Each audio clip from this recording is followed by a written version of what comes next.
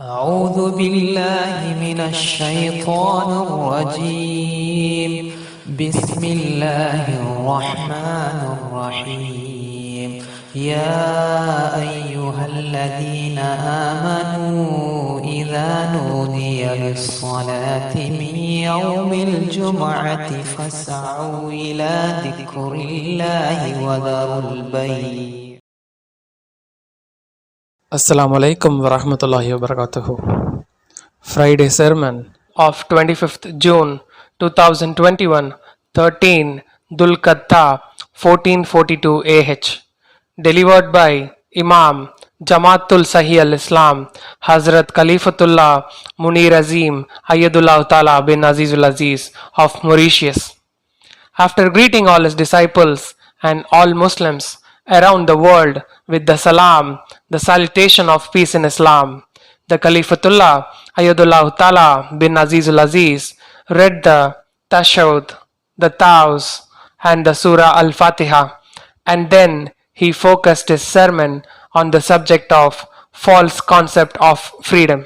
There is no slogan that has been voted and approved as much as that of freedom. The propagation of the concept of freedom is done through songs, movies, commercials, and even by politicians. This is my life and I do what I want with it.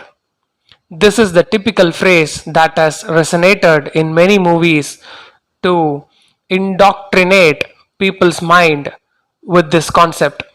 If you ask anyone about freedom, be it a socialist, a capitalist, a Christian, anyone from any religion, or even an atheist, they will define that concept, that is the concept of freedom, vigorously. Even a lot of revolutions have been done in the name of freedom. For example, Lenin, who was a lawyer by profession and Russian revolutionary, promised freedom to his people on the condition that they overthrow the Tsar, the Emperor of Russia, whom they actually succeeded in overthrowing in 1917. Even the ANC, the African National Congress, used the concept of freedom to advance the oppressive and racist regime that was in place in South Africa. In truth, there are many who act as agents of the concept of freedom without even realizing what it really means. How can a capitalist and a communist both advocate freedom when we know very well that both are enemies of each other? It seems that everyone has their own definition of the concept of freedom. For a group, the definition of freedom means that an individual is accountable only to himself and that no one has the right to tell him what to do. While secular societies in the West say their foundations are based on freedom, for them the concept of freedom means freedom of property, freedom of belief or faith, freedom of expression, freedom of an individual. According to this concept, people are free to own whatever they want. Therefore, water and gas can be privatized in the name of freedom. At any time we buy something, we have to pay for it. But then, who do the water companies pay when they collect rainwater, especially when they sell it with us for huge profits? The freedom of property, according to those thoughts, implies that a prostitute has the right to sell her body. It means that people own their lives and can do what they want with them. They can abuse on themselves, on their lives, with alcohol and drugs, or they can kill themselves if they so desire. All this in the name of freedom. The freedom of faith, again by what the world defines as freedom, implies that anyone has the right to believe in what they want and does not require any justification. It is permissible for anyone to believe in anything as a god. People are free to worship Satan or believe in supposed saviors, especially those who practice witchcraft, where they take money from people and ask them to bring such and such things, and also a life, either a hen or a black rooster. There are those who ask people to bring a goat, an animal, and the panic stricken person looks for that amount of money and brings it to these so-called saviors. So these type of people place their faith, their trust in these bogus saviors, and the latter all of those false saviors eat their money with their bogus satanic system. The other freedom is free speech, which means people are free to fabricate lies, false claims, and slander against others. People are allowed to produce communal films to insult and hurt the feelings of millions of people around the world. Mass media, radios, televisions, newspapers, etc., is allowed to call Muslims terrorists or accuse them of being responsible for the bombings without any justification, while provoking a general feeling of hatred in the country in regard to Muslims. The freedom of expression also means that people can talk about anything and say any nonsense. What's wrong with this concept of freedom? Verily, the concept of freedom is unreal because everyone is attached to something or someone. As long as freedom leads to chaos, destruction, and the collapse of society, then there has been a need to establish certain bodies to protect people from what? Against their own definition of freedom. So, on the one hand, they say people are free, but in reality, there is no freedom. For example, a monopoly commission exists in several countries around the world in order to circumvent freedom of property. For example, governments pass laws like the Criminal Justice Bill to prohibit the use of drugs, unbeknownst to a person's liberty. Even freedom of expression does not exist. How many prisoners of conscience and politics are rotting in prisons around the world? In many places, Muslims are prohibited from organizing debates on problematic topics such as Israel or even the concept of freedom. So, in reality, the concept of freedom is a fallacy because, in one way or another, there is someone or some organization that is deciding for you what you have the right to do or not. An individual is free as long as no one else intervenes in his freedom. And who among us has the right to define freedom? By the way, it is only an illusionary slogan and a false deity that is linked with the West. It's just a myth, a false story that has been spread among people and continually drugs them and keeps them from thinking. It is an illusion that produces people who have no sense of responsibility.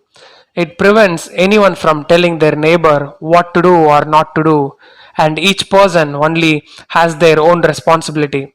So it's no surprise to find a person betraying their neighbor, stealing their own partner, committing rape and crime. In fact, we all know that cases of violence have increased around the world. The freedom, a so-called freedom, of one individual at this time equals the misery of another. Where a criminal, a rapist, a thief believes he has every right to commit these crimes, and therefore it is the victims who pay the price. So, the key to this problem is who are the ones who define what a person has the right to do and what not. In Mauritius, as everywhere else, it is a small group of people, human beings, who are limited, who are weak, who make laws and define for the rest of the population what is legal and what is not. If people break these laws, then they will be punished. It is clear that people have become slaves to other human beings like themselves. The whole world bears witness to the consequences of the loss of man. South Africans' dream of freedom has turned into a nightmare, and today Johannesburg is recognized as the most dangerous capital in the whole world, more than New York, the so-called capital of freedom. So what alternative do we have? If we look around a bit, we will find that there is nothing that is truly free or isolated. Everything that exists in the universe has its reason for being and follows a certain law. Whether it is the stars which are in the sky and which guide the sailors during the night, and whether it is even the leaves on the trees which help in the purification of the air, as well as the orbit the earth around the sun, the way the birds fly south during the winter, and the way the rain revives the earth after it has become dry and barren, arid. All creation follows a universal law which brings harmonious existence. Without the law, the universe would be in total chaos. The creator of the universe and of mankind also provided a system for his creation to follow and by which everything must live. And the system is what we call Al Islam. Our creator has left us free so that we use our minds and our intelligence to conclude that it is only the one who created us as well as the earth and the universe with all that contains therein, who has the exclusive right and the ability to define what is legal and illegal for us. Thus, Islam frees man from human slavery and directs him to obedience to Allah subhanahu wa ta'ala. We, the Jamaatul Sahih al-Islam International, therefore call on the Muslim Ummah and all of humanity to reject these false deities and idols of freedom. Turn to the Sahih al-Islam, which is the only system capable of liberating humanity from man-made laws. Inshallah, may the world know its creator and adopt the true conception of freedom, a freedom which is not selfish but where people make the right choice which will draw upon them the pleasure of their creator and not his anger. Inshallah, Ameen. Announcement: I am pleased to officially launch our new blog in Malayalam, the Noorul Islam blog, which is a dynamic initiative of our youth in Kerala, Muntaka Zakaria Ibn Zain and Siraj Makin Faiza Mariam Zain. Last week, as I told you, after months of patience and work, our renovation of Baitul Zikr was completed, and today we have launched our blog in Malayalam. Inshallah, the other very dynamic works of our members around the world are having an effect as they work day and night to make Islam triumph in the world. Inshallah. So I encourage our youth to devote a lot to Deen's work as Zakaria ibn Zain and Faiza Mariam Zain from Kerala in their initiative. Inshallah, may Allah strengthen them in this blessed work and help them in their daily lives too. Inshallah. May Allah help and purify all of my sincere disciples all over the world and rain His grace and mercy on them so that they may be successful in their works for His cause. Inshallah. Ameen.